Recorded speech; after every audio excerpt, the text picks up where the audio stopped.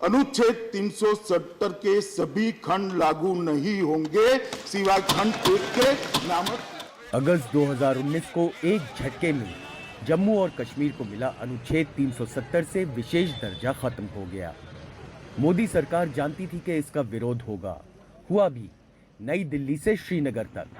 पिछले 70 साल में तो हमने ये कई बार देखा है कि हम देश के साथ हैं। हम भी पाक ऑक्युपाइड कश्मीर, मेरा सवाल है स्पीकर महोदय सरकार से कि क्या पाक ऑक्युपाइड कश्मीर किसका हिस्सा है, ये सरकार बताए। शर्म की बात है कि जम्मू कश्मीर को आपने नॉन एंटिटी बना दिया, एक लेफ्टिनेंट गवर्नर बना के।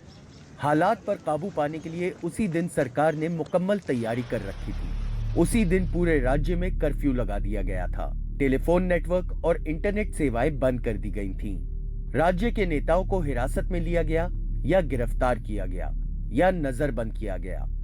सुरक्षा बल के कई लाख जवानों को तैनात किया गया ताकि राज्य में देश विरोधी ताकतें सिर न उठा सकें।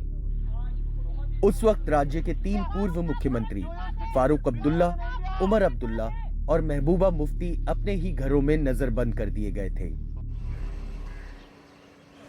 दूसरी तरफ मोदी सरकार के इस फैसले के खिलाफ कई लोगों ने अदालत का दरवाजा खटखटाया। इन याचिकाकर्ताओं की मांग थी कि अदालत अनुच्छेद 370 को निरस्त करे, जबकि सरकार की दलील थी कि यह जम्मू कश्मीर के लोगों को भेदभाव से मुक्ति दिलाने के लिए है। याचिकाकर्ताओं का कहना था कि यह राज्यों को 2 केंद्र शासित राज्यों में बांटने की प्रक्रिया को रद्द करे, जबकि केंद्र सरकार की दलील थी कि राज्यों के पुनर्गठन की व्यापक शक्तियां केंद्र के पास है।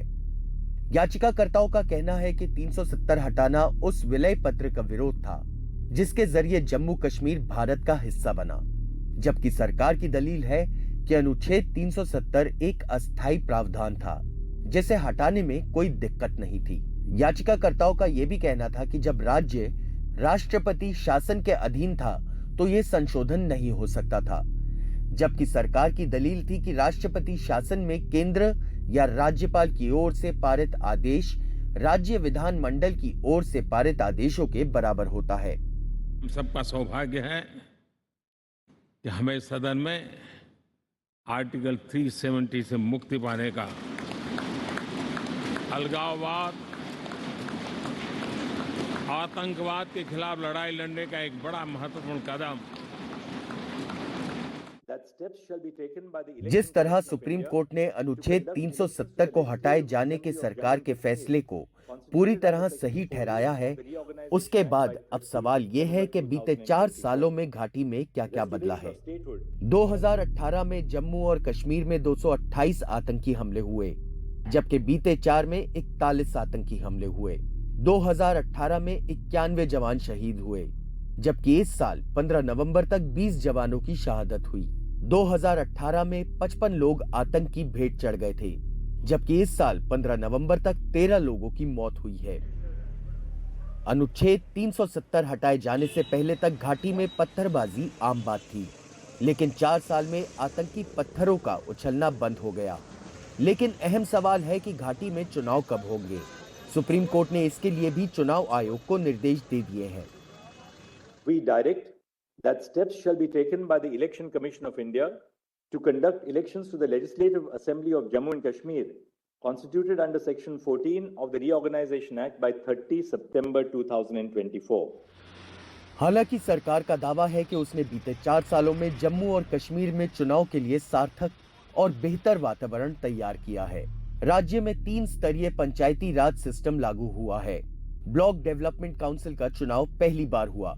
पंचायतों और शहरी निकायों को कई अधिकार दिए गए। वोटिंग से वंचित कुछ समुदाय को मतदान का अधिकार मिला। साथ ही अनुसूचित जनजाति के लिए विधानसभा की 9 सीटें आरक्षित हैं। इसलिए आप कह सकते हैं कि जम्मू कश्मीर में चुनाव को लेकर सुप्रीम कोर्ट ने जो आदेश दिया है उसकी तैयारी केंद्र सरकार ने पहले से ही कर रखी है। सुप्रीम कोर्ट ने यह भी कहा है कि जम्मू कश्मीर को जल्द से जल्द पूर्ण राज्य का दर्जा फिर से देने की कोशिश की जाए। अब आप इंतज़ार कीजिए कि अगले चुनाव जम्मू कश्मीर में राज्य के तौर पर होंगे या फिर केंद्र शासित प्रदेश में। इस बीच बीते 4.5 सालों में राष्ट्रपति शासन के तहत ही सही, केंद्र सरकार ने विकास के लिए कई बड़े कदम उठाए हैं। आदिवासियों के लिए 8 नए ट्राइबल हॉस्टल, 6 एकलव्य मॉडल रिहायशी स्कूल, 200 स्मार्ट स्कूल खोले गए हैं। वहीं शिक्षा के क्षेत्र में जम्मू में IIT और IIM में कामकाज शुरू हुआ, जबकि जम्मू एम्स काम करने लगा है। एम्स कश्मीर का निर्माण चल रहा है। MBBS की 800 सीटें बढ़ाई गईं, जबकि 5.5 लाख बच्चों को मुफ्त में टेक्स्ट बुक प्रदान किए गए। वहीं महिलाओं को पुलिस में 15% आरक्षण दिए गए। साथ ही 2 अतिरिक्त महिला बटालियन का गठन किया गया है। केंद्र सरकार ने पहले ही साफ कर दिया था कि संविधान के अनुच्छेद 370 के प्रावधान 1 को छोड़कर सभी प्रावधान खत्म कर दिए हैं और प्रावधान 1 में ये लिखा है कि जम्मू और कश्मीर में भारत का संविधान चलेगा। आशीष भार्गव की रिपोर्ट, NDTV इंडिया।